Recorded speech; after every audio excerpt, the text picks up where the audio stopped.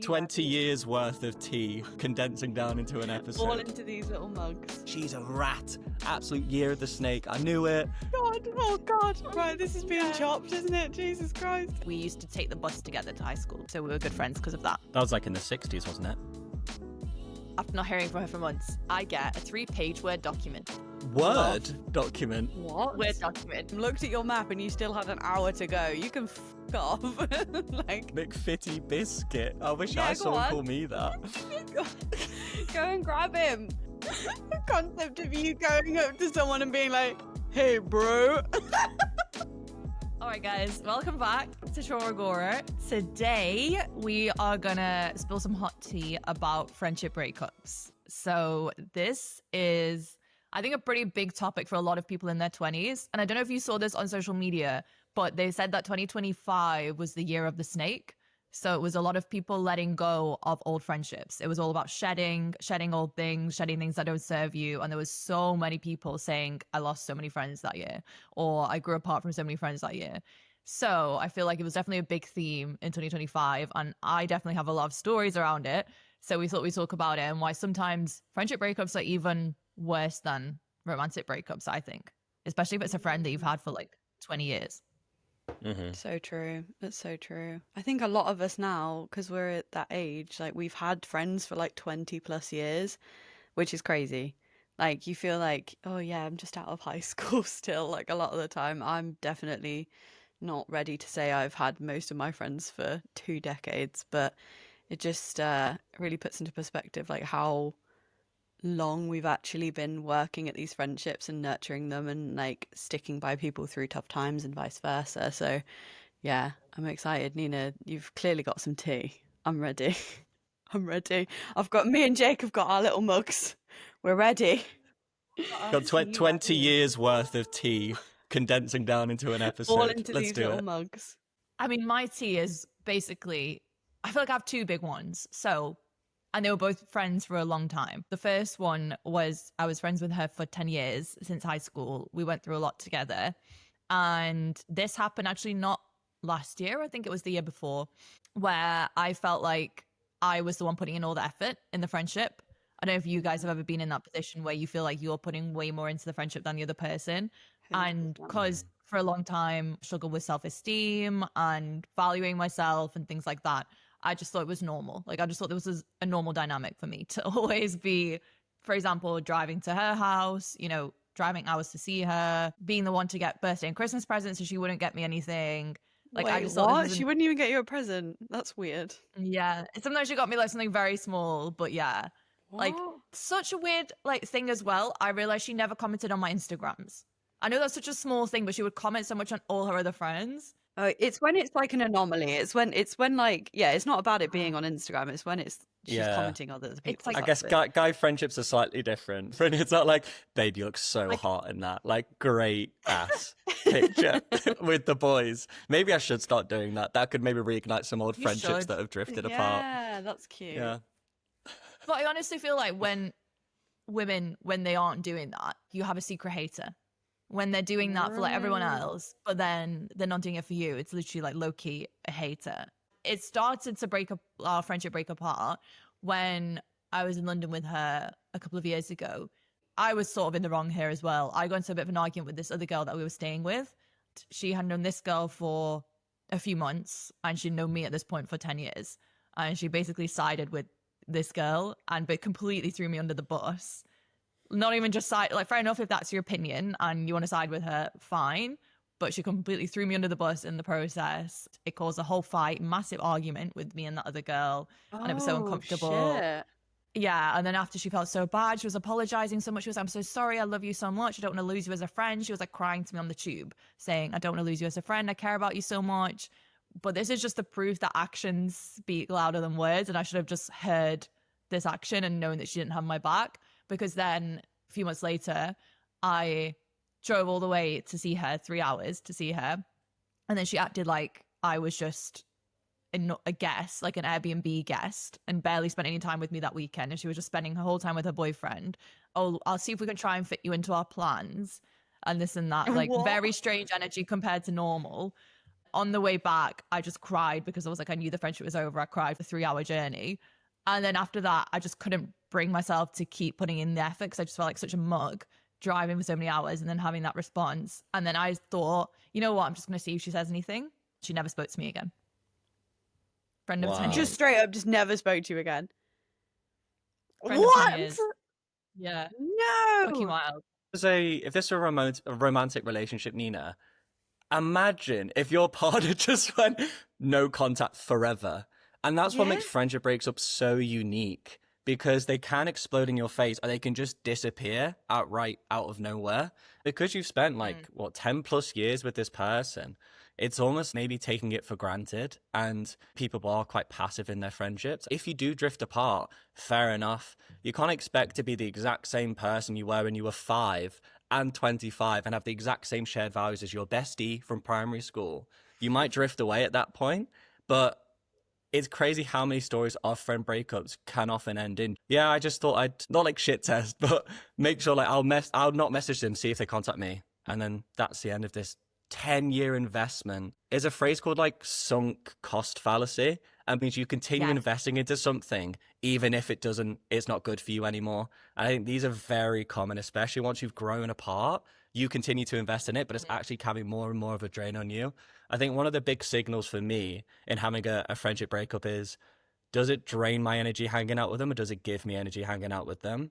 I've had a few friendships where I physically feel exhausted around them, and I'm like, are you okay? You're always tired around me. I was like, oh, I don't know. Obviously don't have the courage to say anything. Oh, don't worry. All of Jake's friends are listening to this going, oh my God, he's always knackered around me. Jesus Christ. This is not good. It's interesting how we still invest in them, even if it does get worse and worse for us. Especially, it can become so one-sided, and it can easily become quite bitter. These things are just slightly different to relationships. And when you talk about friendship breakups as well, this isn't like a slight on Union or any of our friendship breakups, but it's very easy to villainize the other friend. I'm just trying to distinguish between romantic relationships and friendship breakups. Kind of maybe they were busy, or maybe they're doing this, maybe they're doing that. It's like, she's a rat. Absolute year of the snake. I knew it. And Year of the snake, I knew it. Year of the snake strikes again. Yeah, those are my sort of baseline observations. How about you, Emily, and your friendship breakups? It's never been a hard break. I've only ever had friends that over time I've either distanced myself from. They might have distanced themselves from me, or you've grown apart. So I've never really had a hard break as such. I think one of my closest friends, I have definitely in very recent times come clean to and said, I want to live more of an authentic life, and I therefore want more authentic friendships. I'm sitting me and you down and saying, I don't know how honest we're being about just who we are in this friendship, and I really want to see more of you. I want to understand you better. This is my attempt at saying I love you and I want more of you, and I don't feel like I'm getting that right now. And that's on me as well, maybe not calling that out sooner, or existing at a very surface level within a friendship. Now, that's not me. I don't do this podcast with you all because I'm interested in surface level conversations, obviously.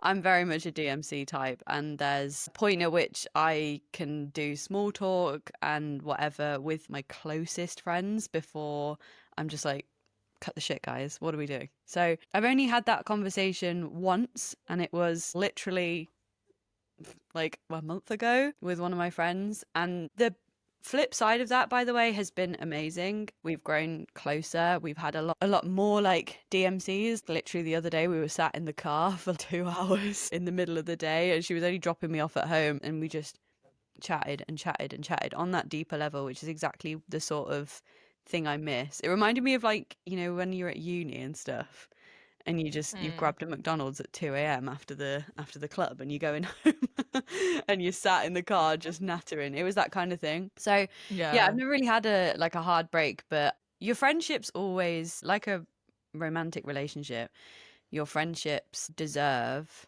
a check-in the same way that you would check in with your partner. Your friendships are worthy of the same standards you would hold a romantic partner to. You expect different outcomes from it, obviously, like I say, but it's important to hold your friendships to the same account as you would your partner. They are the relationships that hold you up the same way that your romantic relationship might. So, yeah. I'll just quickly emphasize, I think that's the most important piece of advice I think you could get on this podcast. I don't know how many And that's people. on that. Mic drop. I'm out of here. End this episode right now. I think the most underappreciated thing in our lives, for me anyway, is my friendships. They're quite intuitive and quite natural, but you don't ever sit down and check them in a way. Imagine if you did sit down with all of your best friends, or maybe some of your fringe friends that used to be close. I've had friends who have been tied at the hip, and then now we see each other twice a year. It's not a complete friendship breakup, but it's still that level of distance. When do we ever sit down and say, what do you want out of this friendship? And stuff like that. It's like, I love the deep chats that we have. A friend where all I get from them is just their boy drama and nothing else. They'll just kind of call me and go, hey, how are you? I'm like, yeah, I'm good. Yeah, also, I was on this night out with him again, and he did this and did that. And I'm just like, I'm not really connecting with you. You can talk to a wall and get the same amount. Are you sure that's not me, Jake? Yeah, I don't want to out them because we're not supposed to name people on this podcast, but it's Trauma Nina. That's Trauma. If you want to. Oh my God. Middle name Brian, first name Nina. My new name, Brian, for my transition. Yeah, exactly. But like the surface level DMC point is also really cool. Like if you only have surface level chats, it can be funny, don't get me wrong, but connection comes from vulnerability, and that applies to romantic relationships or friendships. That's what I'd say. But yeah, go ahead, Nina. Let us know your Brian. I'm itching to go. I had the opposite situation actually, where my recent friend that I had the friend breakup with, she told me that our conversations are too deep, and she wants to have more lighthearted conversations. I can relate with that. It depends. I've had because I sat down with a friend, he's a recent friend that I've just gotten to know. But he sat down and I was like, oh yeah, how are you? He kind of goes, so what do you think about democracy as a political structure? And I'm like, I just want to like mess around and chat shit. So I was just like, all right. I'm not like that. I'm not talking about democracy. Nina, not everything's about you. This will be a great part of the podcast where we literally just end a friendship on the podcast. We're tuning in live friendship breakup between Jake and Nina. Oh my God. Oh no, but I was saying that this friend, I feel like she just wanted to just have lighthearted conversation all the time.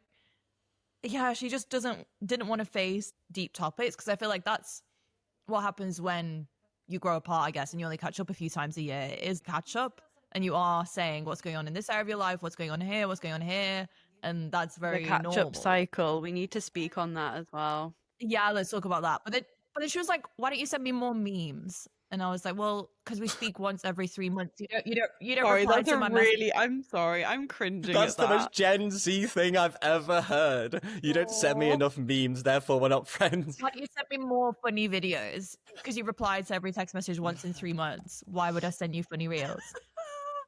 I don't know. There is something like an unspoken thing about you send someone memes and videos and stuff. Why is that the language of our generation now? Of just like, hi, I'm thinking about you, or I thought about you when I saw this video, therefore I'm sending it to you. That's a weird unspoken thing with our generation, isn't it? But how can you? If it's an unspoken thing, how can you be like, actually, you don't do it enough? That's not like a rule of friendships these days, but somehow people are upset when it doesn't happen. I don't know. Maybe you're just like, that's not funny enough. Or like, yeah, you only get like 2 ha-has, not 3 ha-has. And you're like, oh, I've lost it. One thing about the catch-up cycle that I found really helped. I meet up with a group of 10 of our friends twice a year. And we went to a cottage together in Wales. And then we just literally had a presentation of our lives in the last 12 months. And we went through the slideshow, went through laughing, all that kind of stuff. And then once it finished, none of us needed to talk about the last 12 months with either people. Because you'd spend the whole weekend just like, oh, you've done this, done this, done this. It's like, no, here's a presentation. And then you could actually just enjoy the rest of the holiday. And we end up having a great time. So if you have a that sort of friendship group where it's like we meet a few times a year. They're my old uni friendship group. That's a great way to get over the catch-up cycle and over the tea cycle as well if it's too surface level. Just a quick point on that though.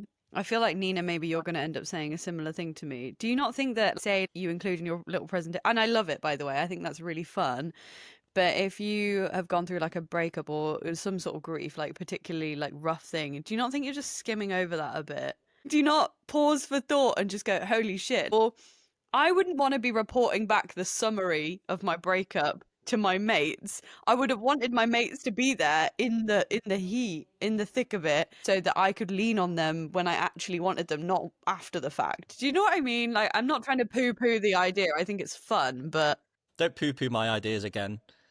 We're just shitting on Jake as usual. all me and Nina do is poo-poo your ideas. Yeah, that's where the dynamic works so well.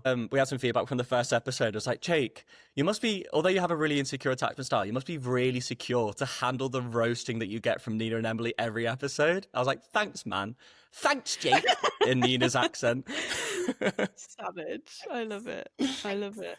I was going to say, I feel like what's wrong with having a catch-up, though? I don't see anything wrong with that. Like how you're calling it the catch-up cycle to play devil's advocate. I think that's how a lot of adult friendships are when you haven't seen each other for a few months. And obviously you talk in between, but it's not the same. They might have the summary of like, I was going through this or I was going through that, but then you want to see them and talk about it and expand on it more. I don't know. I feel like that's how I am in a lot of my friendships these days, except for the friends I speak to like every day or something like that, which is rare, I think, in adult friendships. But I don't know. I think I'm the only one. I don't see anything wrong with that. It's just a time thing. If you only catch up, it's like, well, where's the present memory? Where's the future plans? I get what you mean 100%. And you can recount through history together and, you know, talk about it deeper. That is really fun. But I think the catch up cycle is more just, hey, yeah, went here, did this, did that. All right, see you in 6 months. It's kind of like, where's the deeper, where's the growth? Yeah, you got a finite amount of time, I think, basically. It's fun. Get through the shit. Yeah, you're all right. He's a dickhead. Like, let's talk about, you know, the rest. Specifically speaking to Jake here. This is just a conversation between me and Nina. Yeah, Jake's a dickhead. Anyway, how are you? Anyway. Live footage of our conversation before we hit record. Literally. But yeah, I do think the catch up cycle, it's like there's a fine line. Like you walk that line, don't you? Nina, you're saying you had a friend that said you just want lighthearted conversation. All right, fine, let's do just catch-ups. Let's keep it light. Let's keep it, you know, pretty surface level. But then what value do you get out of just having catch-ups every time? Or maybe not what value, but could you be doing something together whilst you're having that catch-up? Could you be going for a nice dog walk or going out and having some cocktails or whatever that is? Like, could you be actually making memories whilst speaking on what memories you've had over the last 6 months or whatever? I think that's what it is like making sure that you're not just creating a massive gap between the past and the present, is making sure that you're actually like living your life as well, not just being like, oh, the good old days. Nobody wants to just recycle that over and over and over. I think there's an underrated point here specific about our generation, and I know you're really desperate to drop your tea, we will get to it, is that we are the most connected we've ever been. Like, Emily, you're in Birmingham, Nina's in Malaga, and I'm in Cape Town at the moment. We couldn't be further apart if you tried. Yeah, we're having a podcast together, we're catching up, we're like deepening our friendships, as they say. We've never been so connected yet feel so disconnected. Also, Jake, for the last time, Emily doesn't live in Birmingham. I know. Well, I'm not going to dox her. Do you want me to give her full address? I've been to her house. We've done recordings at her house. I just sit in the middle of Birmingham and then get blindfolded like I'm in The Traitors and then pulled into this. You literally said you drove through Birmingham, looked at your map, and you still had an hour to go. You can fuck off. Like, you're a liar. What brought the topic of this podcast episode, why we decided to record this, was in December, I had a really bad, literally friendship breakup. There's no other better word for it. With a friend of 18 years. So I've actually managed to top the other story. Damn. 18 years. She's going for the Olympic level breakups. Yeah, friends since we were 11. So we went to high school, not together, but we used to take the bus together to high school. So we were good friends because of that. That was like in the 60s, wasn't it? No, Jake, I'm not that old. I know you're still a baby, but I'm not that old. Anyway, so, so we were, friends for 18 years. And then basically the last year, 2025, we just started growing apart. We just randomly this calendar year started taking 3 months to reply to a text message. And then in April, she did say she was going through a lot. She was like, oh, I'm having a bad time. I'm not going to go into details of that. But basically, she was having like a bad mental health period. And she was like, I need some space. And I was like, fair enough. Like, is there anything I can do? Normally, when someone's going through a bad time, you would try and be there for them, see them, call them, text them, let them know you're thinking of them. But she didn't want any of that. So I was like, okay, well, thinking of you, and let me know if there's anything I can do.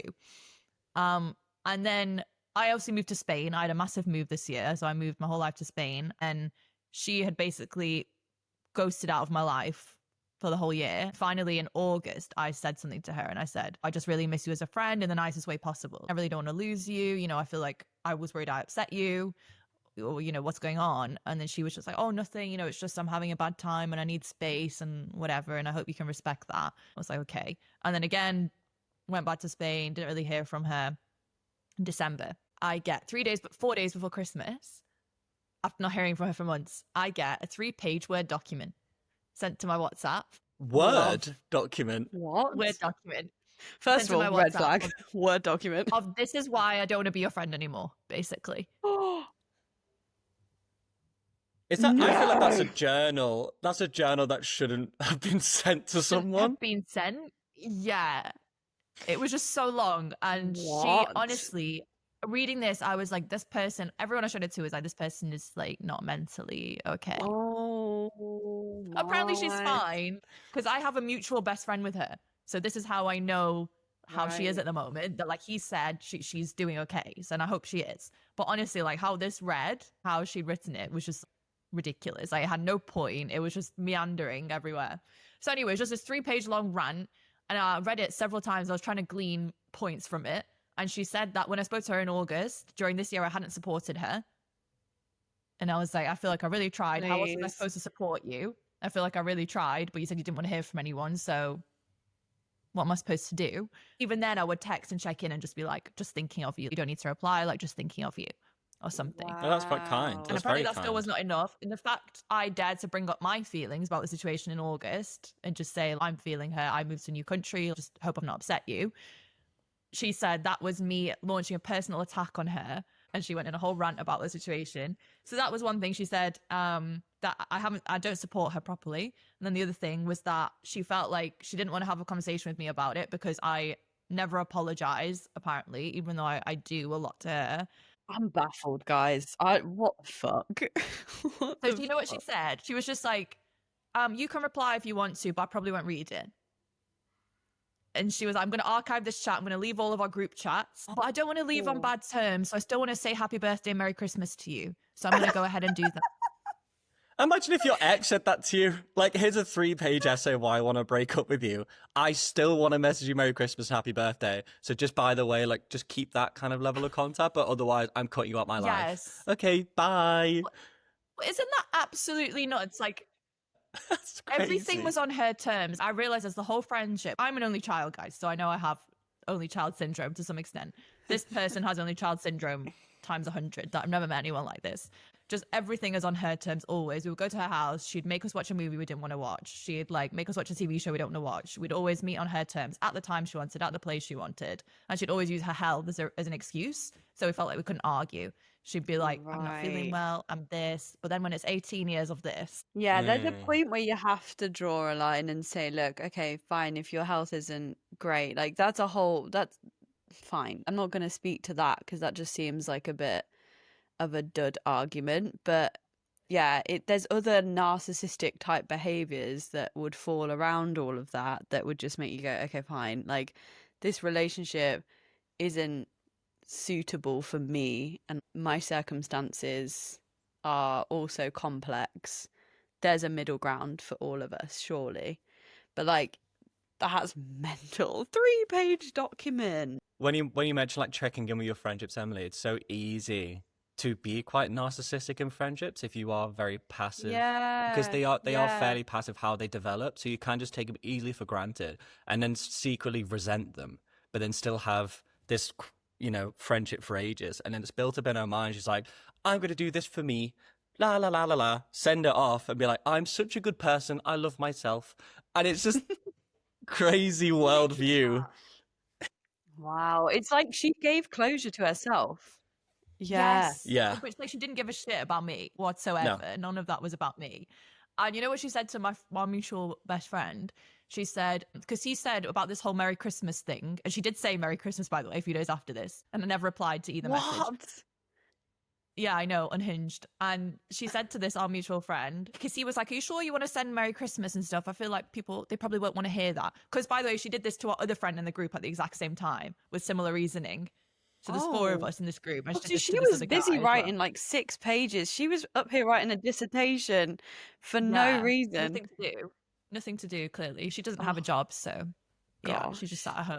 I'm just going to separate my friendships instead. If just don't get unemployed, basically, and you just start executing everyone in your life. Is that the moral? But this is another thing. Like, she's almost 30. She's my age. She's almost 30 and she's never had a job. So that was another thing I couldn't relate to. That's is that a choice or is that just circumstance? Yeah, because her parents like just paid for everything and never like incentivized her to get a job. And you're super entrepreneurial, Nina. So that, again, like the value distance is going to have an impact. Yeah.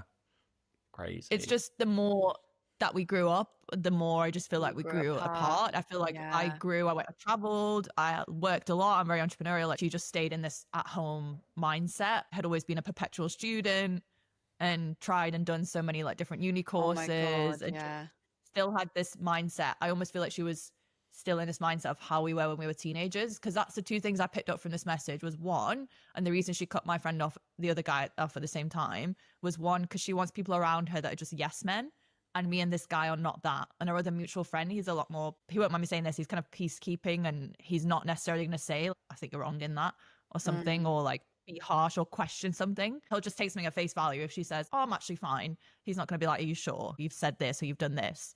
He'll just be like, yeah, okay, because he's very like easygoing. But me and this other guy, we will question things. We will call her out on things. And I've realized she just wants people around her like the way she's been brought up that are just very non-confrontational. Yeah. So that was one thing I picked up. And the second learning was that she still sees me as a person I was 10 years ago. Because a lot of what she said applied to me when I was 10 years ago. With that, I couldn't apologize. I couldn't like take accountability. I definitely was like that at like 18 years old. Yeah. And I feel like I've had a lot of growth since then. And I feel, and other friends have told me like you've completely changed in the time I've known you, and other friends see it a lot, but she just still sees me as that 18-year-old self. So no matter what I do in my actions now, nothing's going to change that. And that's it. Like, she has this view of me, clearly, is what I realized from this message, and other people see I've changed, but she's just not going to, because that's the narrative she wants to hold on to. And yeah, like, obviously I'm not blameless, as you can see, like I'm not blameless. So, but just how she was awful.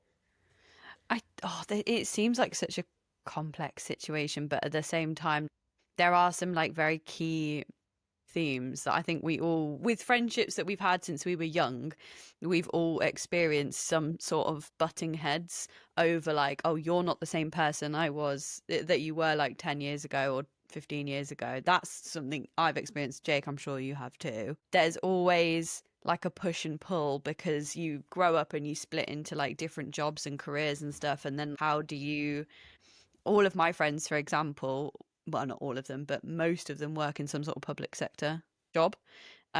Nurses, doctors, lawyers just have weird hours anyway, but police officers, that kind of thing. So, sorry, I've just noticed Jake's gone. Where's Jake gone? Yeah, Jake's just abandoned us. He was busy winking at some other guy. Whoa, my love life is none of your interest. Jake's got a lady friend, clearly. Or completely my interest. Like, no, it's not a lady friend, unfortunately, I wish. Again, handles in the comments, ladies. We can't afford for another episode to go by and not have... That's not to come from this podcast. The main purpose is to get Jake a girlfriend. Who's the McFitty biscuit in the background there? Go and grab him. Go on. You just headed up now. That's so McFitty biscuit. I wish I saw him call me that. Go and grab him. Go and grab him, quick. We need a guest. Does he have any trauma about friendships? Yeah. Invite You'll be him. like, yeah, I'm friends with this one guy called Jake. He's an absolute arsehole. I can't. Swat. Can't live with Yeah. him any longer. God, Jesus. Yeah, so all of them have crazy shift work hours. They're always exhausted. God bless them. We love them. Finding that balance of not only have I just done like 3 back-to-back night shifts, so you're going to have to come to me, but also I'm only available on like a Wednesday between 2 and 5 p.m. And that's like slap bang in the middle of my working day because I'm just out here doing a corporate job. So it's really difficult trying to like almost judge who gets to not win. I don't know how to say it. It's basically I can't be going over every time they're free during a random work day because my job also matters and my career and everything like that is also a priority. So you've got to find a balance without creating resentment between you both with whilst respecting each other. So there is definitely, I think, a conversation around how do you prioritize, because you'll have multiple friendships. It's not like a relationship where it's push and pull between 2 people, or if you're in a throuple, whatever, I don't know, live your life. This podcast. Yeah, carry on. Say throuple like us. Do you guys have like public sector friends, or is this just a me problem? Yeah, I do. Yeah. I have Okay, good. police officers, nurses, doctors, that kind of stuff. Yeah. I think what's a really interesting point, because obviously you two are female and I'm male. Dun dun dun. Shock horror in the comments to decide who's who.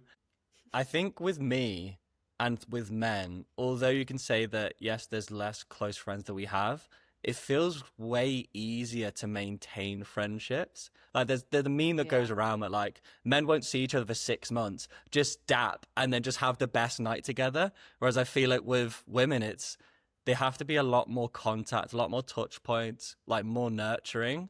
And I think that's also an important dynamic to bring into this is in this case, it feels easier to be a guy because I have a police officer friend who I hadn't seen individually for years. And then over the Christmas break, I just went over to see them, had a really great evening. Then now I feel pretty fulfilled in that friendship. They might feel differently, but in terms of me, like that's like one touch point a year. And I'm like, yeah, we're still friends. We're still buddies. But I feel for you guys, I might be like, oh, that bitch didn't message me in a week. Like, what is she up to? I just want to like, how have you guys felt that in your experience? Do you feel like there is a higher maintenance barrier when it comes to female friendships versus male friendships? But I think it's because often, and this is, I guess, a bit of a problem in male friendships sometimes don't have like the emotional closeness that female friendships do. I mean, I feel like I've seen a lot of TikToks about this as well, that a lot of men will just meet up and they'll just have like a service level kind of banter conversation, have a night out together, and then 6 months later have a night out again. So yeah, like in those friendships, I feel the same. Like I also have acquaintances, I would call them, I wouldn't call them a friend, like that, that I can meet up, you know, once a year, see them, feel fine, and just, yeah. But if it's like a close friend that you have a lot of emotional contact with, then yeah, I think it's just because of a different style of friendship, I guess. And I think definitely it does apply a bit more for men. I do think men have a lot more of these sort of casual friendships and more of like a casual approach to friendships compared to women. I don't know what you think, Em. I mean, the patriarchy was designed to work against men just as it was against women, I feel. Like, so, you know, Yeah, if elaborate. men and their absolutely. I'll bring the mic a bit closer. Jamila Jamil spoke on this on a podcast recently, and I adored this. It was a clip that went viral about how she said, I don't think the patriarchy was designed to harm women. It was designed to harm men and put them in a box, essentially. Obviously, she's a massive feminist, huge advocate for women's rights. Like, this wasn't her basically saying that women have never suffered under the patriarchy. It was just like a flip side of the conversation of around male loneliness and male friendships and male connection. And I do really agree with that. There's already a baseline of men don't have in-depth, complex friendships at the same rate as women, because women tend to have, like Nina said, basically. I do completely agree with Nina. Like, there's more, it's kind of like sort of a herd mentality, I guess. It's like we'll all just community, like kind of work together and stick with each other, whereas men, I think, like under a patriarchal kind of mindset, would rather act like a lone wolf a little bit more. Interesting that I came into it like this is an advantage of being a man in a friendship. And now you guys have just broken that down more so. And now I realize that it's not an advantage at all to just have loads and loads and loads of acquaintances without deep conversations. This is more like a general friendship point, but for me anyway, I don't know if this applies to all guys, but it's kind of an out of sight, out of mind mentality. If you're in my life, then I will constantly see you and like build bonds, etc. But if, for example, I'm traveling the world, there'll be loads of friendships that I was super close with, but because they're out of sight, there's no additional touch points for me. But I just find it really cool that how I went in like, oh, this is so sick. Like I can just meet up with a guy and then we can just do that. And then you guys are like, yeah, that's emotional suppression. That's like women are a lot more emotionally open. And like, because of the emotional openness, it could be like a baseline characteristic. Yeah. And that allows you to get closer. Do you remember that is, I think, an ADHD thing? I am terrible for out of sight, out of mind. I have friendship. By the way, anybody watching this that is my friend will be like, Emily, shut the fuck up. You take 3 months to reply to every message. Are you mental? And I'm going to say, you're absolutely right. I have like 15 different unopened WhatsApp chats right now on my phone, and I'm horrendous for it. Like I get so overwhelmed by, and it's horrible because I'm like, oh, I'm so lonely. I don't feel like I've got people around me. And then I've got people in my DMs waiting for a reply. It's the horrible like juxtaposition of getting overwhelmed with, ADHD. And that's something I hate about myself is like, if I just pushed myself to be, pushed my social battery that bit further, I'd be fine. But out of sight, out of mind, I think is an ADHD thing, Jake. It's like, oh, look at that shiny thing. Oh, wow. Okay, put that down. Oh, there's another shiny thing. Like it's very much like an ADHD thing. So I remember that too. That's what happened with the first friend I mentioned. Like, I think she was like this, like an out of sight, out of mind person. The first friendship breakup I had. I mean, she doesn't have ADHD diagnosed. I don't know. But it was very much that she would have like a new friendship every few months. And that was her like flavor of the month. Do you remember I said she picked that new friend over me? Yeah. Yeah. Oh, that's what that was. Interesting. It's like, it's the worst part of having ADHD when it comes to like social life and friendships is how you struggle to, or at least me anyway, I struggle so much to find a balance. And I feel like a terrible friend, by the way. Like, funnily enough, me and my sister and my partner, Josh, we were talking about who I'd invite to my hen do if I got engaged, who I'd invite to my hen do. And I was like, I'd have about 3 people there. And that's my own fault. Like, I'm sure I could find more than 3 people, including my sister and my mum, for crying out loud. Like, I'm sure I could find people, but it's my own fault. And in a lot of ways that I don't have more of a, I mean, I speak all the time about how I don't have like a girl friendship group. Nina, do you have a girly friendship group here? Because I'm like, I've never had a girl never had friendship it. group. No. Yeah, and it's so romanticized. In high school, maybe, yeah. But after that, I've never had a group. I've had like, because I have had a group, but then I wasn't really, they were acquaintances. I wasn't really close with any of them. And even within that group, I feel like you'll have that one friend you're closer to anyway. So I don't really see it as like a group. But whenever I've met in a group, it does feel more surface level. So the person I prefer to just have closer friendships with like one person from lots of different groups. And I don't tend to mix the group. I just tend to have all these different people from like uni or from when I lived in London or from work or I don't know, stuff like that in my life, or from Spain now. But I was going to ask a question before. I don't know if this is a bit too much off topic, but I think it's quite interesting because you touched on something, Emily, about kind of your time and how much you want to put into friendships. Was the second breakup I mentioned, she was very, like, she started going to therapy, and she was one of those people who went to therapy and was like, no, I'm going to set my boundaries. And and she was very like, because fair enough, she was a massive people pleaser before, so then now she was like, let me set my boundaries. But you know, when someone goes very far the other way, and I felt it was a bit like what you mentioned, Emily, where it was like very narrow parameters to be in this friendship. It was like I had to see her on her terms at this time in this small window, or have a phone call in this very small window. And if I stepped one toe outside of that, she wasn't happy. If I was 10 minutes late for a call, she wasn't happy. If I forgot one time, she wasn't happy.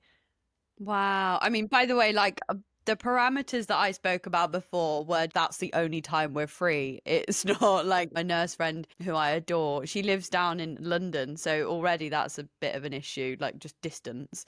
But yeah, it would be like a random weekday is like the only day that either of us could even conceive of a phone call kind of thing.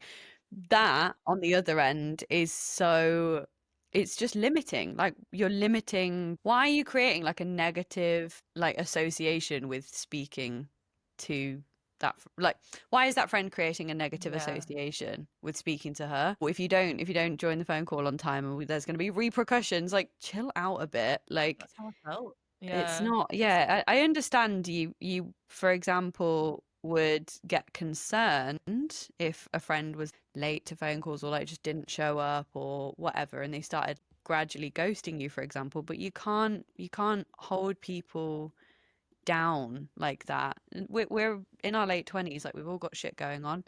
That's the thing. You can't That's the you can't thing. expect people to be as readily available. Like I think that's the whole problem in our society, though, is like expecting people to be available, readily like all the available. time. Yeah. Yeah, we have less and That's- less time. Now, I feel like time becomes a much more precious resource. When you're a child, you feel like you have an abundance of time. And if you're talking about high school friends or uni friends, you spend 4 or 5 days a week with them. So it's very easy to have them around all the time. But if you're then maintaining it later on, when time becomes such a precious resource, I mean, that could be one thing, like where you invested time should be to those friendship you want it to be rather than an obligation. Like, are you still friends or do you just have shared history? That's another thing. Don't want to question all your friendships, but like, That's a really good point. Do you just have a Yeah. shared experience, shared history, or Is you it just the actually sunk cost fallacy, like you said? That's what it was with this girl for so many years, like teen Exactly. year friendship. It was just we had so Yeah. many years of friendship and we tried to repair it, but then ultimately, you know, sometimes it's kinder to let each other go.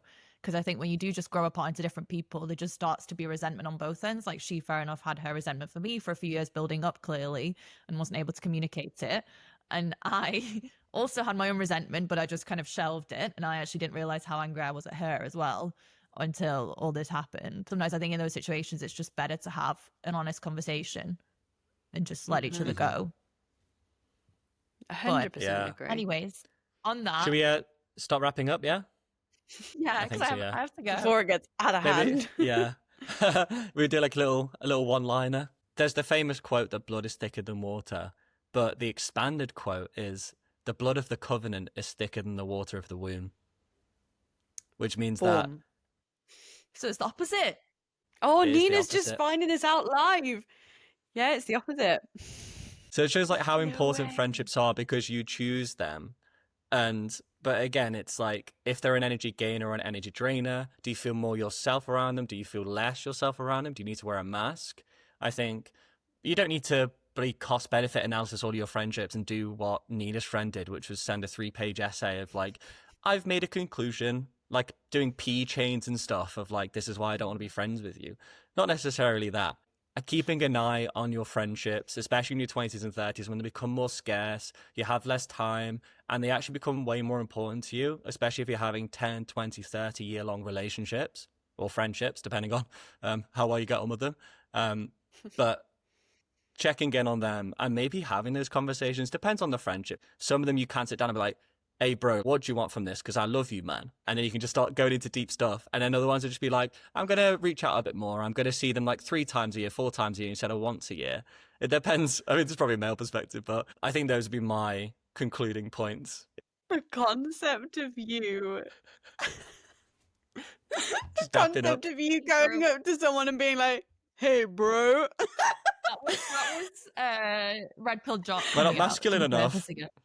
I'm Okay, done. Coaching's alter ego coming out.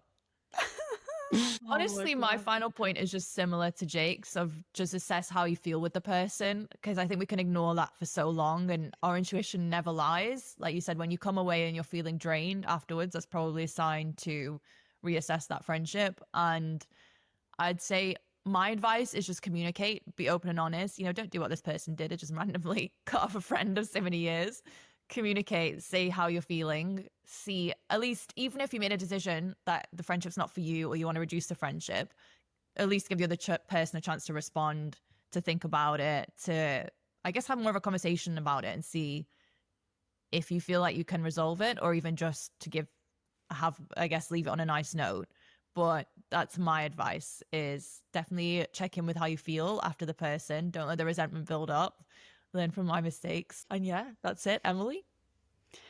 The main times in your life when you're gonna find like those core friendships are usually surrounded like in your education, like uni, school, sixth form, college, blah blah blah. Like it's very infrequent to foster lots of friendships or create like a friendship group, like a girl group or something.